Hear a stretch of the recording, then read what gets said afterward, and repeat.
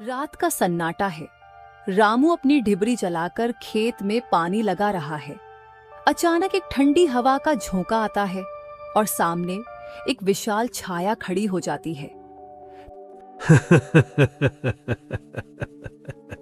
रामू, आज तेरा आखिरी दिन है। इस खेत की मिट्टी में आज तेरा खून मिलेगा। अरे भाई साहब, जरा धीरे बोलिए। फसल अभी छोटी है। आपकी आवाज से डरकर कहीं सूख ना जाए। और ये खून खराबा वाली बातें, बोर नहीं हो गए आप? क्या तू डरा नहीं? देख मेरे नाखून, देख मेरी ये जलती हुई आंखें।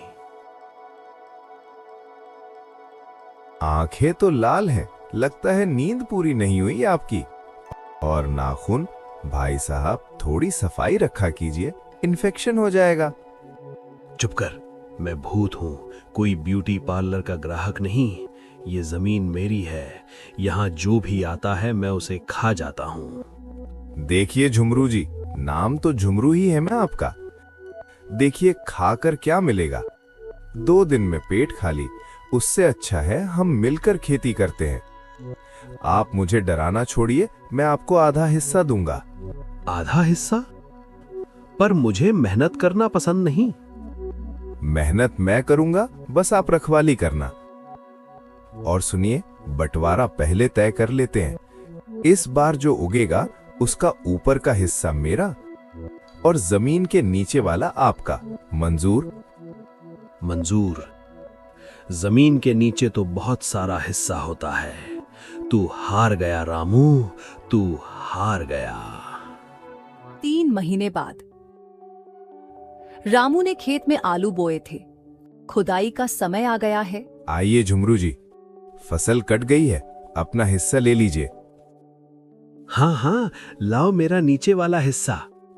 रामू उसे ढेर सारी जड़ें और मिट्टी थमा देता है और खुद सारे बड़े बड़े आलू बटोर लेता है।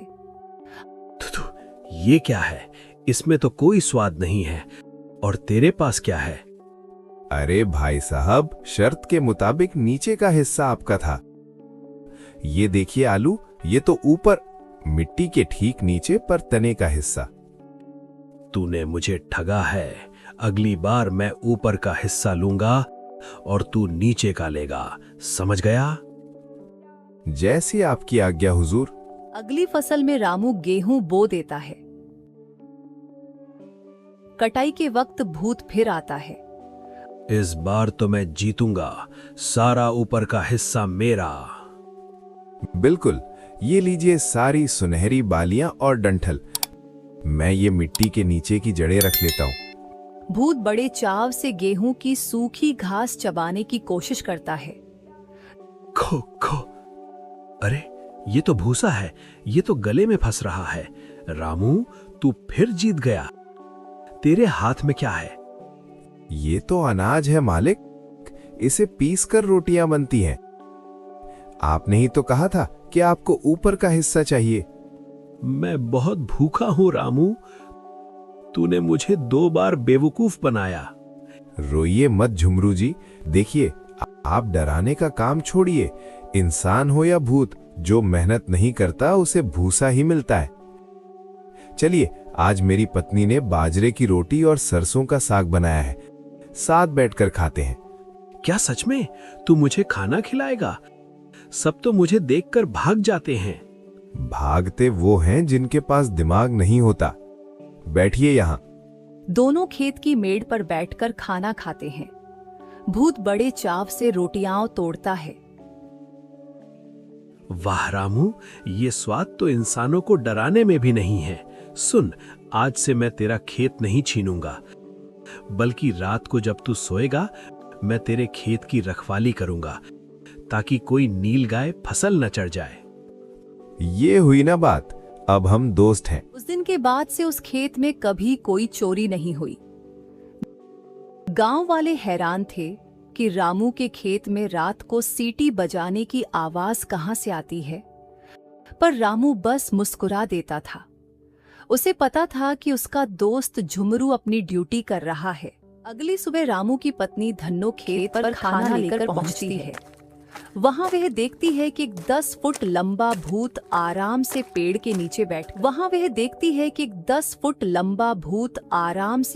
नीचे बैठकर रामू के कंधे दबा रहा है। अरे ओ जी, ये कौन सा नया नौकर पाल लिया है?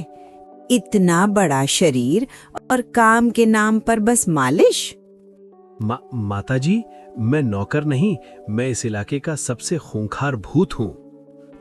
भूत होगा अपने घर का, यहाँ मेरे खेत में रहना है तो ढंग से रहना होगा। और ये क्या डरावनी शक्ल बना रखी है? जाओ पहले कुएं से पानी भर कर लाओ, फिर बात करना। अरे धन्नो, इसे मत डरा, बेचारा सीधा है। तभी गांव का लालची जमींदार लाला कौड़ीमल अपने लठैतों के साथ वहां पहुंचता है। वह रामू का खेत हड़पना चाहता है। रामू, बहुत दिन हो गए मेरा कर्जा नहीं चुकाया तूने। आज ये खेत मेरे नाम कर दे, वरना तेरे हाथ पैर तोड़वा दूंगा। लाला जी, अभी तो फसल कटने में समय है, थोड़ा सब्र रखिए। कोई सब्र वब्र नहीं। ऐ लड़को, उठाओ इसका सामान और फेंक दो बाहर। झुमरू भूत, जो अब तक पेड़ के पीछे छिपा धन्नो के डर से कांप रहा था, अपने दोस्त रामू को मुसीबत में देख बाहर निकलता है। वह अपना आकार और भी बड़ा कर लेता है। ठहरो लाला, अगर एक कदम भी आगे बढ़ाया तो तेरा कचूमर बना दूंगा। अरे बाप रे, ये क्या बला है? भूत, बचाओ। झुमरू, इसे छोड़ना मत, इसकी मूछें उखाड़ लो। लाला, सुना है तुझे जमीन बहुत पसंद है, बोल, तुझे इसी खेत में 10 फुट नीचे दफना दूं? नहीं नहीं रामू भाई, मुझे माफ कर दो, तेरा सारा कर्जा माफ। मैं तो बस सैर करने निकला था। लाला और उसके लठैत सर पर पैर रखकर भागते हैं। शाम का समय है, खेत में आग जल रही है। रामू, धन्नो और झुमरू साथ बैठे हैं। रामू भाई, आज पहली बार लगा कि मेरी ताकत किसी के काम आई, वरना अब तक तो मैं बस लोगों को डराकर अपना पेट भरता था। अरे पागल, अब तू डराएगा नहीं, तू कमाएगा। कल से तू पास वाली पहाड़ी से बड़े बड़े पत्थर लाएगा, हम नया कुआं खोदेंगे। हुक्म कीजिए माताजी, पत्थर क्या, मैं तो पूरी पहाड़ी उठा लाऊंगा। देखा झुमरू, दोस्ती में कितनी ताकत है। अब तू भूत नहीं, इस परिवार का हिस्सा है। गांव में अब चर्चा है कि रामू के पास एक अदृश्य पहलवान है।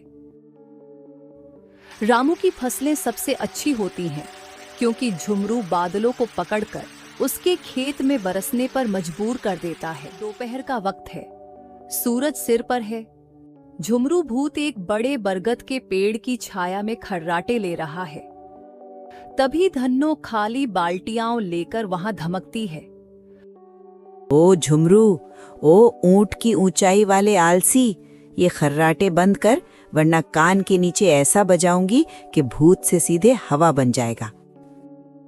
क्या हुआ माताजी, कोई दुश्मन आया क्या? लाला वापस आया, किसे खाना है? दुश्मन नहीं, तेरी शामत आई है। देखिए कपड़े अभी तक सूखे नहीं, और ये जो तूने रात को खेत में गड्ढे खोदे थे, इनमें पानी कौन भरेगा? मैं? पर माताजी, मैं तो डरावना भूत हूँ, मेरा काम खौफ पैदा करना है, बाल्टियां ढोना नहीं। मेरी इज्जत का तो ख्याल कीजिए। इज्जत? अरे जब पेट में रोटी जाती है ना, तब इज्जत आती है। कल जो तूने 4 किलो गुड़ और 10 किलो रोटियां चापी थीं, वो क्या आसमान से टपकी थीं? चल चुपचाप कुएं पर जा और 10 चक्कर में सारा हौज भर दे। झुमरू कुएं पर पहुंचता है। वहां गांव की कुछ औरतें पानी भर रही हैं। झुमरू को देखकर वे चीखने लगती हैं। भागो इंसानों, आज मैं कुएं का सारा पानी पी जाऊंगा और तुम्हें कच्चा चबा।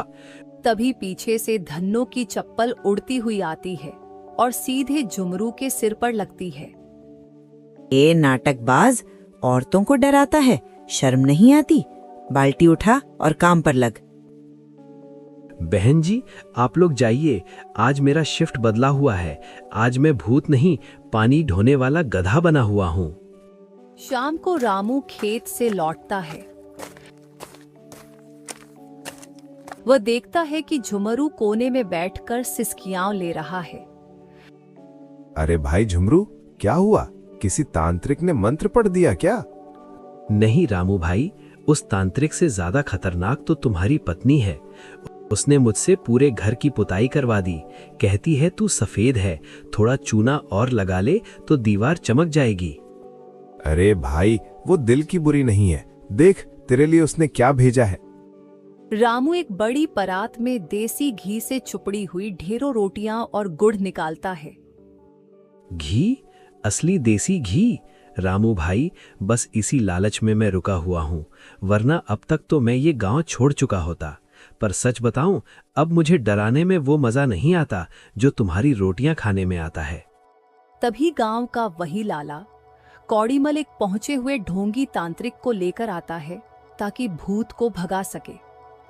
ओम ह्रीम क्लीम, भूत भाग जा, वरना इस चिमटे से जला दूंगा। ओ बाबा, चिमटा जेब में रख। झुमरू, जरा बाहर आ तो बेटा, बाबा को अपना असली रूप दिखा।